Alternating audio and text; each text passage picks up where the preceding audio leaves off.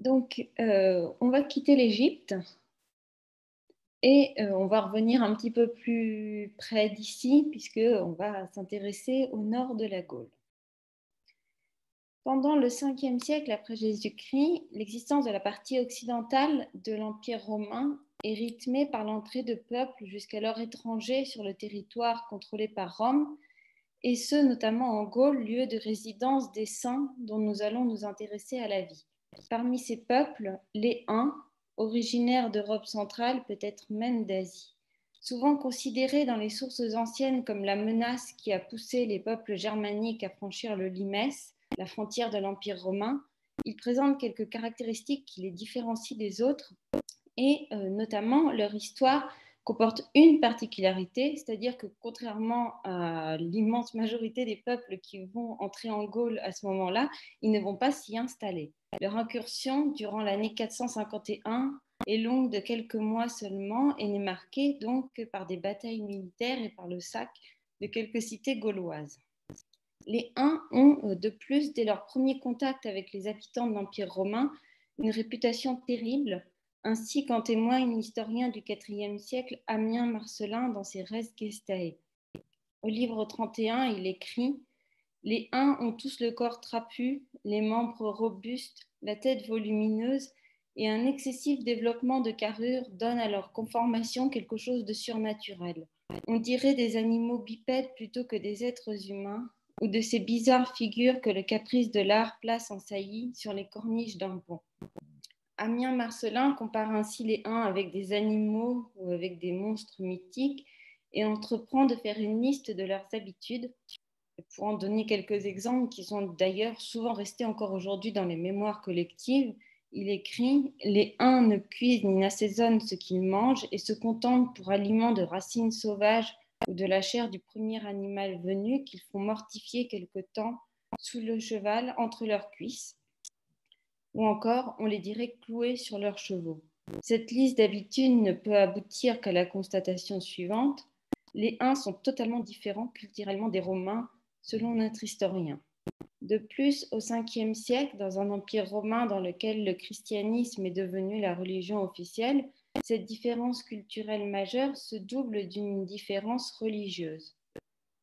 Contrairement aux peuples qui vont s'installer en Gaule, les Huns ne sont pas chrétiens, c'est-à-dire pas catholiques, mais pas même, comme le sont d'autres peuples, ariens, donc chrétiens mais hérétiques. Et ils ne semblent pas prêts à se convertir. Ils sont donc une figure d'altérité par excellence pour un gallo-romain du 5e siècle. Excusez-moi, Florence. Oui. Je ne sais pas s'il y a un problème avec le diapo. Tu as déjà changé de diapo parce qu'on voit le même. Non. En fait, j'ai pas beaucoup de Ah, d'accord, diapositives. La ok. plupart, ça va être, en fait, les extraits des vies de saints elles-mêmes, mais elles arrivent un peu plus tard. D'accord, ok. C'est juste pour contrôler. Pas de Désolé. problème. Donc, cette double différence culturelle et religieuse a toute son importance quand on s'intéresse à la représentation des Huns dans des textes chrétiens à visée didactique et exemplaire comme le sont les vies de saints. Parmi toutes les vies écrites en Gaule au 5e et 6e siècle, les siècles les plus proches donc, de la période de la campagne militaire des Huns, seuls 3 mentionnent l'événement: la vie de Geneviève de Paris, la vie d'Aignan d'Orléans et la vie de Loup de Troyes, toutes 3 d'auteurs anonymes. Et aucune des 3 ne mentionne de détails précis sur l'année de l'invasion manquée ou même sur les projets militaires des Huns, ce qui n'a rien de surprenant compte tenu des ambitions des hagiographes. En effet, comme c'était déjà le cas pour les biographes classiques, loin de désirer écrire des textes historiques précis, les auteurs des vies de saints de l'Antiquité tardive veulent présenter des modèles de chrétiens, d'hommes et de femmes à l'existence exemplaire pour leurs lecteurs et leurs auditeurs. Et donc, le souci, c'est les agissements de leurs héros ou de leurs héroïnes et non pas la précision du contexte extérieur. L'épisode de l'opposition aux Huns est dans ce cadre une scène qui veut montrer certaines vertus du héros ou de l'héroïne de la Wita, et l'armée d'Attila viendrait alors jouer le rôle de l'ennemi par excellence, puisqu'elle est tant porteuse d'altérité. Agissant pour la défense de sa cité, le saint peut alors prendre une dimension de protecteur, image terrestre de sa fonction d'intercesseur auprès de Dieu pour la protection de cette même ville après sa mort. Nous allons ainsi nous intéresser aux détails de cette séquence narrative dans chacune des 3 vies pour voir comment les figures d'altérité que sont les Huns et Attila en particulier sont présentées et nous demander si l'armée des Huns constitue vraiment le repoussoir ultime permettant de mettre en valeur la fonction de patron du saint, comme ce sera le cas dans les vies de saints médiévales postérieures. Alors, avant toute chose, je vais faire un très bref rappel historique des activités des Huns en Gaule, puisque comme je l'ai dit, les Vite-Saints ne vont pas du tout nous le dire. Donc, les Huns n'attaquent pas cette province par hasard en 451. Sous la direction d'Attila, durant les années précédentes, leurs efforts s'étaient concentrés sur l'Orient de l'Empire romain. Une affaire personnelle leur donne l'occasion de montrer leur vue sur l'Occident. En effet, la sœur de l'empereur Valentinien III, pour se venger de la mort de son amant ordonnée par son frère, envoie une bague à Attila. Ce dernier réclame alors sa main et réclame l'Occident comme dot. À la tête d'une armée nombreuse, car grossie par des alliés divers, il attaque le nord de la Gaule, brûle la ville de Metz. Il descend ensuite en direction du sud, frôle Paris pour se diriger vers Orléans, où il connaît son premier revers militaire face à l'armée conjointe du patrice romain Aetius et du roi goth Théodoric. Il repart alors vers l'est et les armées se livrent de nouveau bataille près de Troie. C'est la bataille des champs cataloniques. Attila survit mais est vaincu et il va quitter la Gaule. Qu'en disent alors les Vite-Saints? Alors, je vais les aborder selon l'importance qu'elles accordent à cette attaque dans leur récit. Donc, tout d'abord, Orléans avec Aignan, ensuite Paris et Geneviève, et enfin, on va reprendre la progression géographique des Huns pour finir à Troyes, la cité de Loup. Donc, tout d'abord, dans un premier temps, la vie d'Aignan. Il s'agit d'une vie datée du VIe siècle, après quelques controverses par Martine Eiselman et Brigitte Bojard, une vie écrite par un auteur anonyme dont nous savons juste qu'il est orléanais puisqu'il parle fréquemment de notre cité pour désigner Orléans.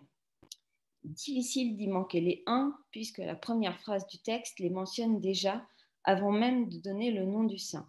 En ce temps-là, alors que l'armée des Huns était venue depuis les régions orientales pour dépeupler toute la province et que résonnait contre la Gaule la terrible tempête de leurs crimes, en ce temps, donc, le saint est très bien heureux d'Aignan, évêque de la cité d'Orléans, tel le bon pasteur était soutenu par l'amour de ses brebis.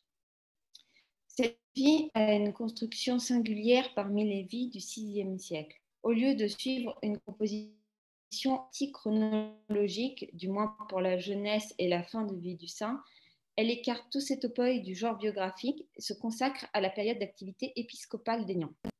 Mis à part les chapitres 2 et 3, même toute la vie est construite autour de la rencontre entre Aignan et les Huns, du chapitre 4 au chapitre 11, qui est le chapitre final. Plus précisément, les chapitres 4 à 7 rapportent le voyage d'Aignan d'Orléans à Arles, une fois que la menace des Huns se précise, donc en amont de l'attaque.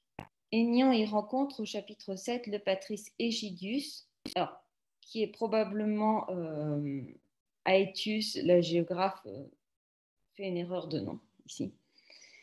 Il réussit à émouvoir le patrice, à qui il peut, tel un prophète, annoncer précisément la date de l'attaque des Huns sur Orléans, le 18e jour avant les calendes de juillet, soit le 14 juin. Et Égidius, touché, lui assure son aide. Fort de cette promesse, au chapitre 8, Aignan rentre à Orléans juste à temps pour conforter sa cité avant l'arrivée effective des Huns au début du chapitre 9. L'attaque commence alors et Aignan se caractérise par son courage venu de Dieu, dit la géographe. Il chante des psaumes sur le chemin de ronde et va même en ambassade demander à Attila lui-même sa pitié pour ses concitoyens. C'est un échec. Et Aignan accomplit alors 2 miracles qui assurent le salut de sa cité. Il fait déclencher une tempête terrible pendant 3 jours et il apparaît à un proche d'Égidius pour dire à l'armée conjointe des Romains et des Visigoths de se... Égidius et son allié Trosimond, qui est le chef de l'armée visigothe, accède à la demande et se précipite vers Orléans à temps pour éviter la destruction totale de la cité dans laquelle les Huns ont déjà pénétré. Donc, au chapitre 11, le récit se conclut, la ville est sauvée et retrouve sa richesse antérieure. Donc on peut voir qu'Aignan opte pour une double stratégie, en partie militaire, puisqu'il va demander le secours des Romains de leurs alliés goths, et en partie religieuse, puisque la géographe insiste sans cesse sur le fait que Aignan s'en remet totalement à la grâce de Dieu. Attila, dans le passage, fait l'objet d'une description très négative qui insiste sur sa cruauté, à fort recours de superlatifs, saevissimus, et plusieurs fois crudelissimus. Il est qualifié de tyran, tyrannus au chapitre 4, et est comparé en sa défaveur avec les autres dirigeants barbares, puisque la géographe dit qu'il est in manior omnium regum, plus monstrueux que tous les rois. Lui et son armée sont plus largement décrits à travers des images.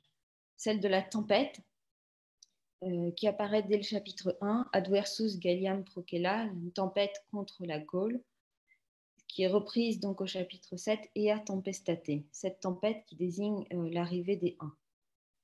Ils sont également comparés à des bêtes sauvages, donc déshumanisées. Rabiae saeviantes, écrit la géographe au chapitre 9, écumant de rage, et ils sont désignés par l'expression rapacibus feris, bête sauvage rapace, également au chapitre 9. Cette comparaison va jusqu'à l'assimilation d'Attila au diable lui-même. Déjà décrit comme impie, impius, il se montre aussi rusé, et quand Aignan explique aux Orléanais ce qu'il faut combattre, il parle directement du diable. Au chapitre 8, il dit Ad repellendas versutias diaboli sollicite parare monebat. Il instruisait de se préparer avec soin à repousser les artifices du diable quand il explique quoi faire pour combattre les Huns. De nouveau, au chapitre 10, il demande aux Orléanais de prier Dieu qui eos eriperet deore diaboli pour qu'il les sorte de la bouche du diable. Face à ces rapprochements des Huns avec le diable lui-même, Aignan est, quant à lui, décrit par des images bibliques. Il est appelé prophète, bonus voitis au chapitre 10, et plusieurs fois capable d'annoncer l'avenir, comme quand il annonce le jour précis auquel les Huns prendront Orléans.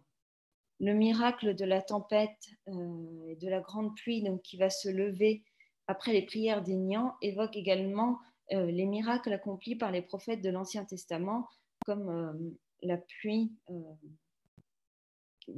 qui a, grâce au prophète Élie, au premier livre des rois, chapitre 18. Mais c'est surtout le modèle du Christ qui se voit dans la représentation d'Aignan. Tout le passage est construit sur la métaphore filée du bon pasteur qui vient de l'évangile de Jean, chapitre 10.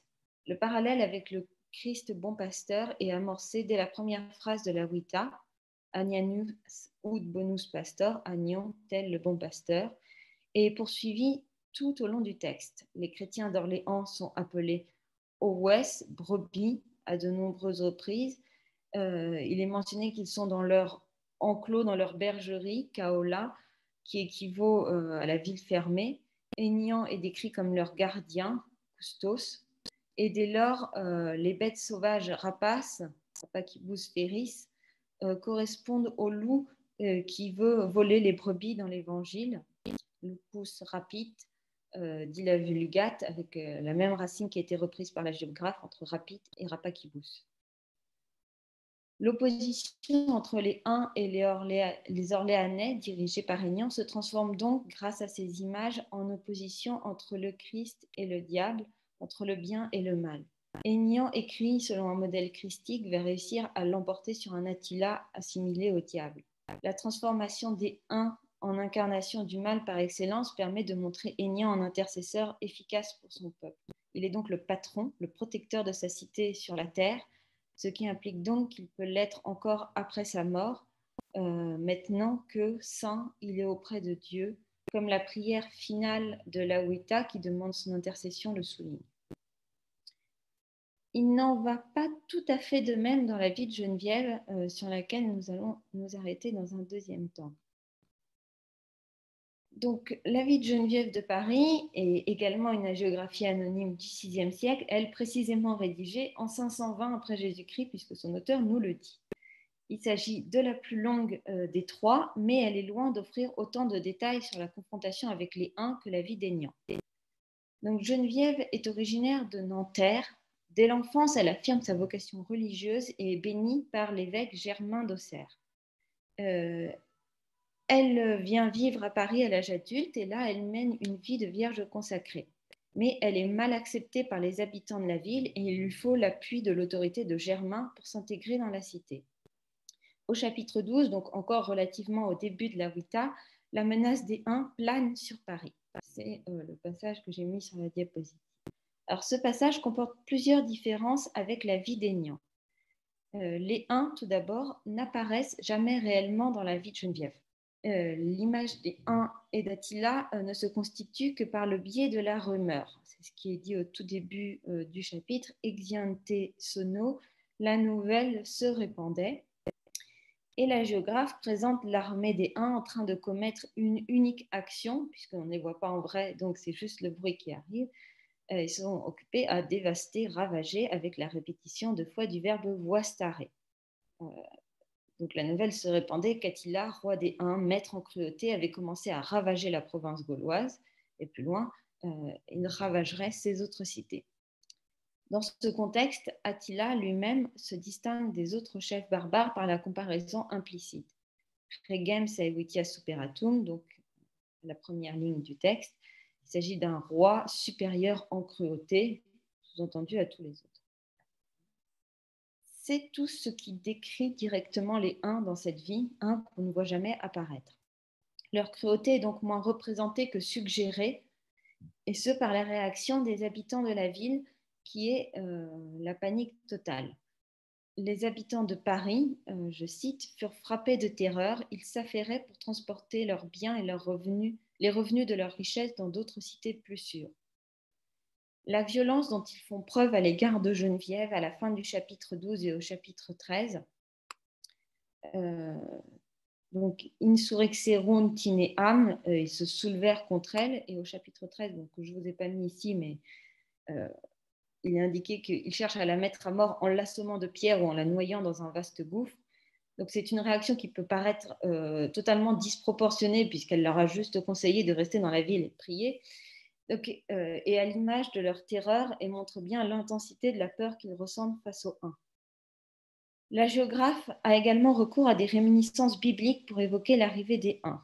Donc les tout premiers mots du chapitre, Exiante sono, sont une allusion au psaume 19, verset 5.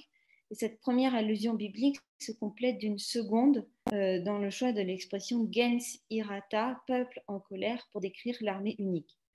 C'est une expression qui vient de l'Apocalypse, chapitre 11, verset 18. Et de ce fait, elle présente l'arrivée des Huns comme un élément de fin du monde.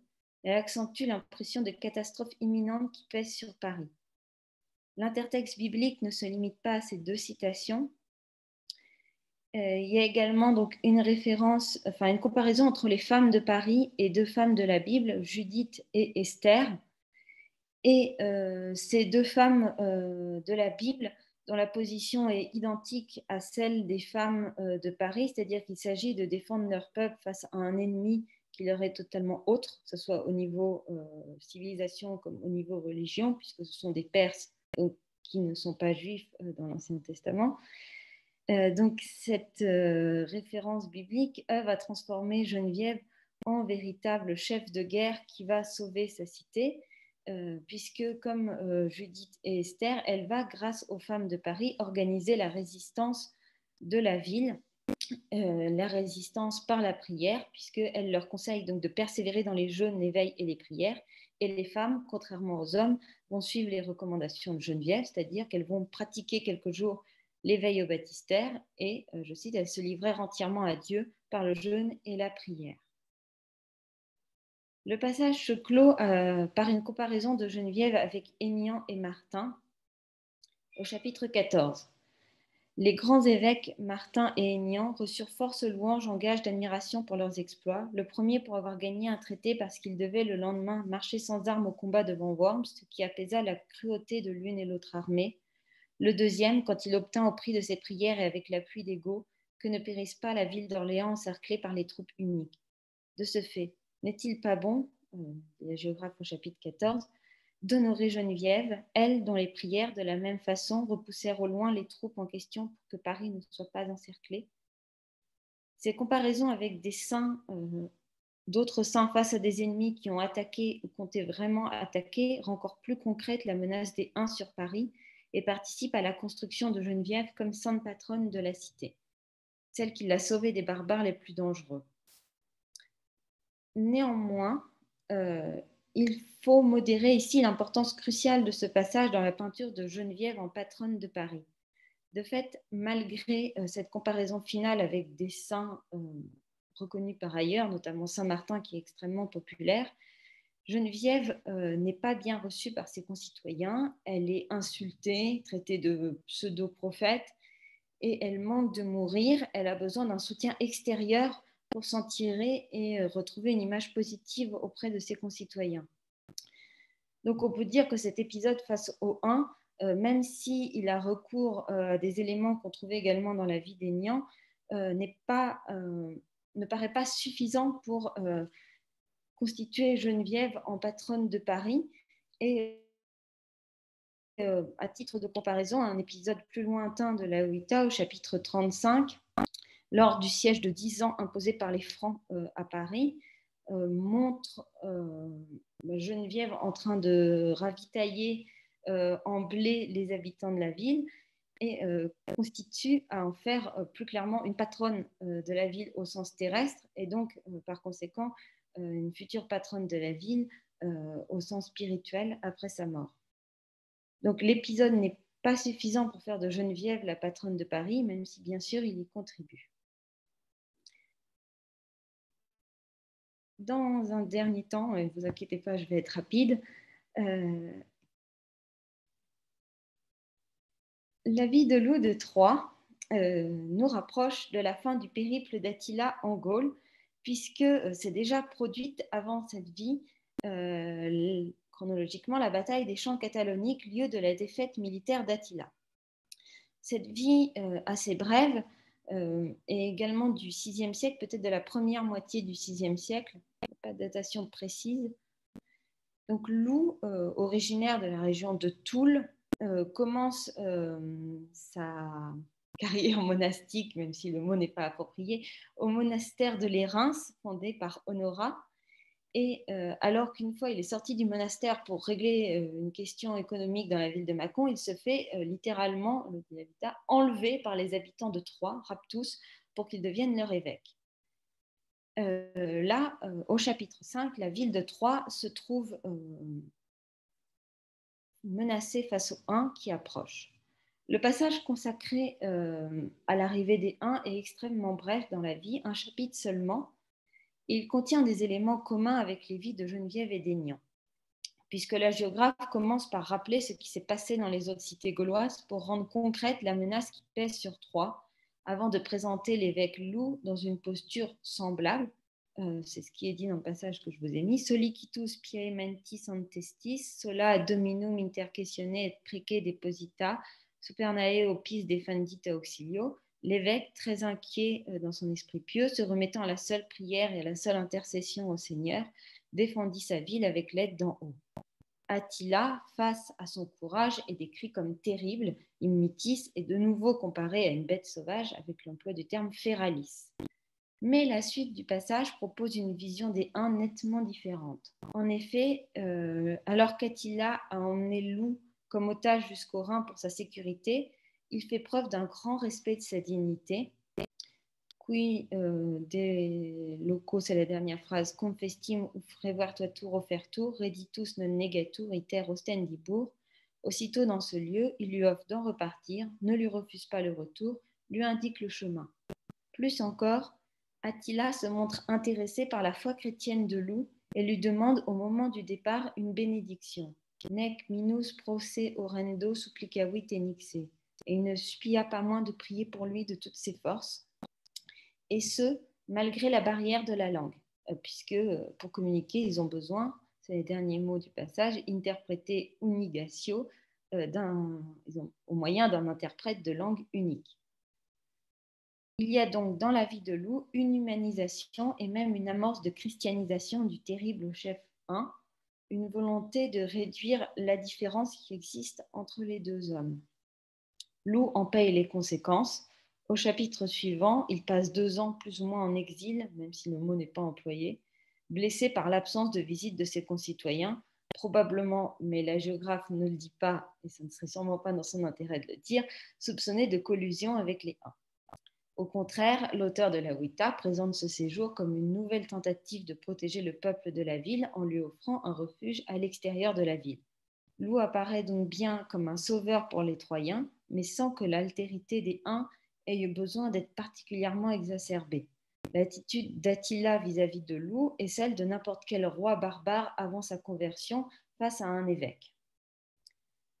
En conclusion, donc, nous pouvons dire que ces 3 vies de saints n'ont pas une manière unique d'aborder la question des Huns.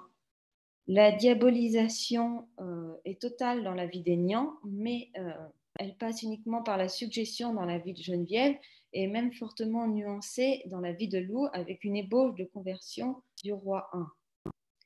L'opposition du saint au Hun a bien pour fonction dans les 3 cas de montrer l'efficacité de ce saint dans la défense de sa cité et donc de construire sa figure littéraire comme celle d'un saint patron depuis le ciel désormais.